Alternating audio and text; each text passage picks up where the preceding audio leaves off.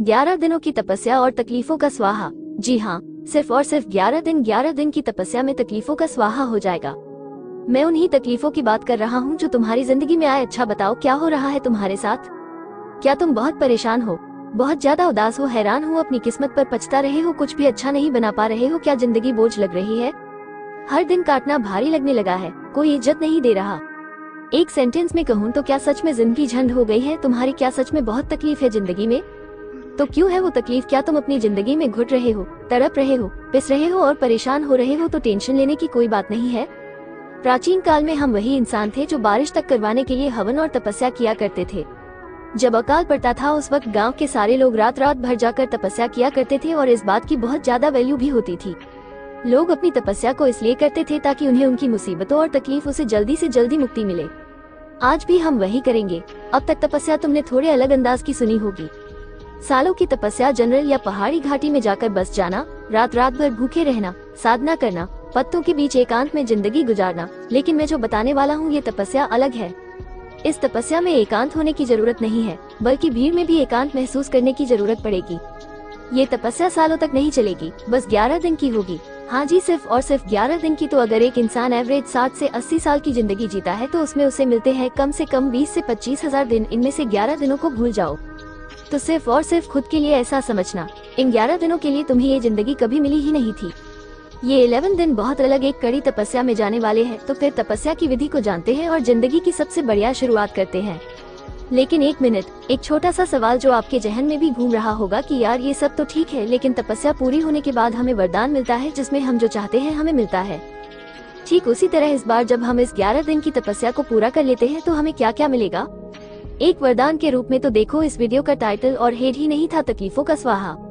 बाकी आप समझदार हो तो चलो फिर 11 दिनों की तपस्या की शुरुआत करते हैं। पहला दिन न्यूट्रल मोड आज है।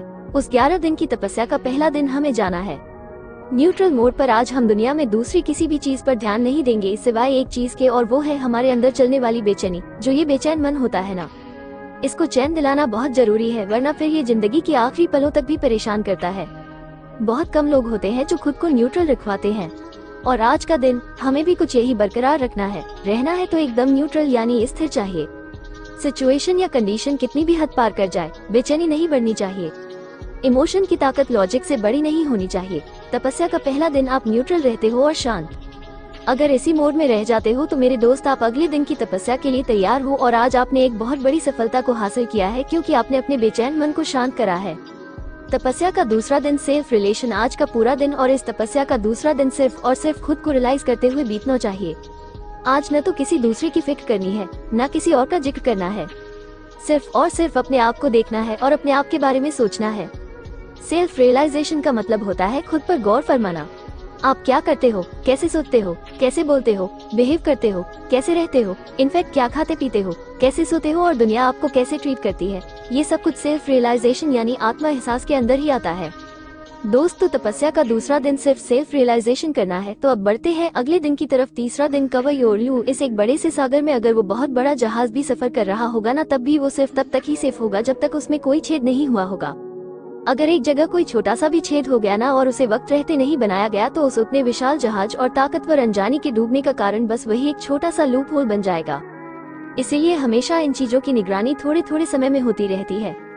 इंसानों की स्थिति भी ऐसी है। हो सकता है आप बहुत पैसे वाले हो सकता है आप बहुत तेज दिमाग के हो, आपके पास शारीरिक ताकत भी ज्यादा हो, लेकिन एक थी ऐसी जगह जहाँ से अगर आपको खुले हुए तो बस फिर खत्म हो जाओगे।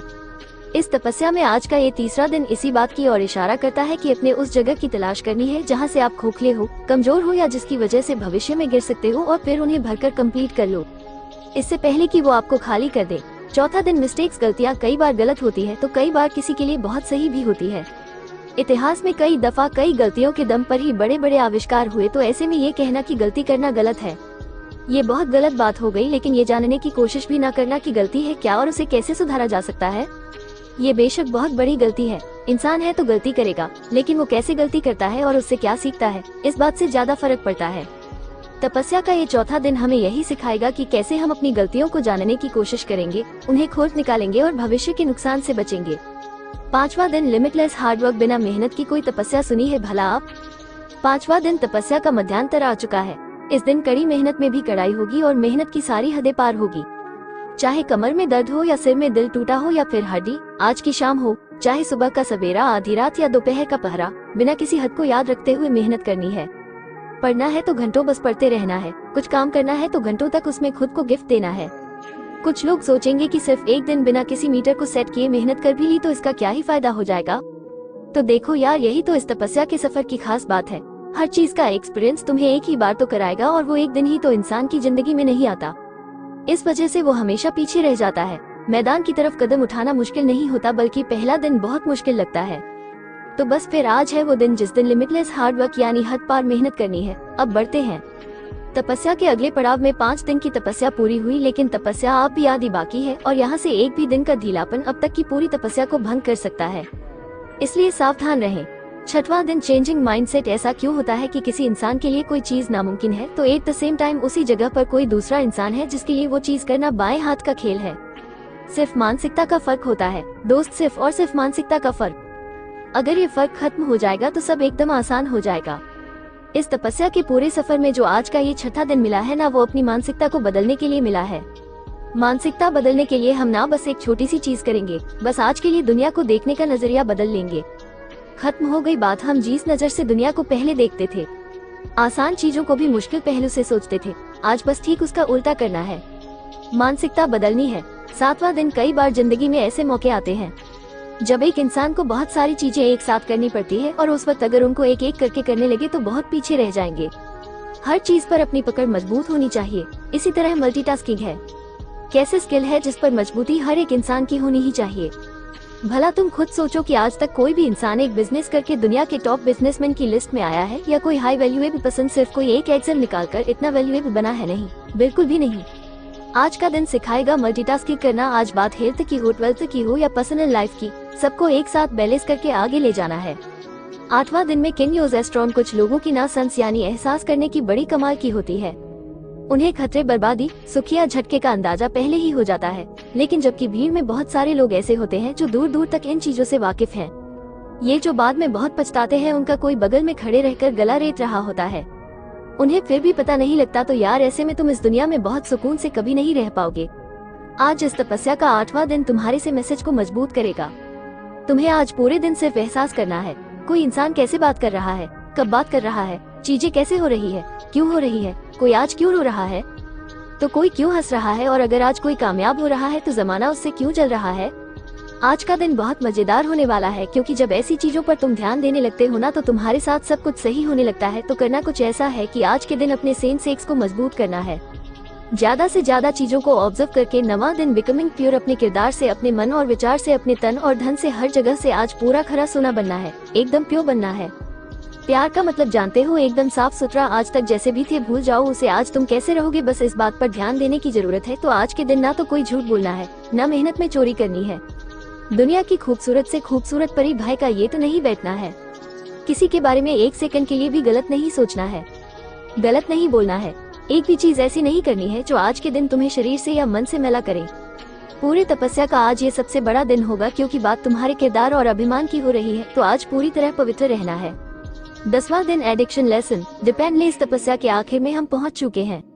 अपने आप को आज के दिन दुनिया के हर तरह के नशे से मुक्त करना है। तुमने शायद ठीक से नहीं सुना, मैंने कहा दुनिया के हर नशे से, चाहे वो नशा शराब, सिगरेट का हो या फिर प्यार, मोहब्बत का प्रेम, नफरत, दारू, सिगरेट, फोन, सोना, खाना, ऐसा कोई भी नशा तो तुम्हें बिना मतलब का सुकून दे रहा है। आज उन सब से मुक्त होना है। इसके अलावा एक और बहुत बड़ी बात है कि डिपेंडलेस होना है। आज के दिन एक सुई की जरूरत से लेकर बड़ी से बड़ी ख्वाहिश तक के भी लिए तुम्हें किसी पर निर्भर नहीं रहना है। देखो, इस जिंदगी में कब कौन किसका साथ छोड़ जाए कोई नहीं जानता। इसलिए पहले एकदम सिंपल भी एक चीज समझनी है, एटलीस्ट इतने काबिल जरूर बनना कि किसी के जाने या किसी के ना अपनाने से भी तुम्हें कोई फर्क न पड़े। इसलिए आज के दिन एक गिलास पानी से लेकर अपना बिस्तर बनाने तक सब कुछ खुद और सिर्फ खुद ही करना है। 11वां दिन, तुम जीत चुके हो। आज का ये दिन तुम्हारा है, क्योंकि आज तुम्हारे तपस्या का अंत है। आज के दिन तुमसे ताकतवर और बेहतर इंसान दुनिया में दूसरा कोई नहीं है। अगर इस पूरे 11 दिन की तपस्या को तुमने भंग होने से बचा लिया तो स्वागत है, क्योंकि वरदान के लिए तुम तैयार हो। हाँ बिल्कुल, कुछ लोग जो समझदार होंगे वो समझ गए होंगे। हर दिन की तपस्या एक नया रंग लेकर आ रही थी, जो बहुत कुछ सिखा रही थी, जिंदगी के मायने समझ रही थी। इंसान अगर ढंग से 2-4 मायने भी समझ जाए तो उसका एक जन्म सुधर जाए। यहाँ तो हमने कितनी शानदार मायनों को न सिर्फ समझा बल्कि उसे अपने जिंदगी में उतार कर बदल भी लिया। उम्मीद करता हूँ तुम सब एक प्रयास में पूरी तपस्या को कारगर सिद्ध करने में सफल हो जाओगे, जिसके बाद तुम्हें एक बेहतर जिंदगी पाने के हकदार बन जाओगे। तो उसको अगर वीडियो अच्छा लगा तो इसे क्लिक करना और अपने दोस्तों के साथ जरूर शेयर करना। बाकी फिर मिलते हैं इसी तरह के एक और बवाल वीडियो के साथ। जय हिंद, जय श्री कृष्णा।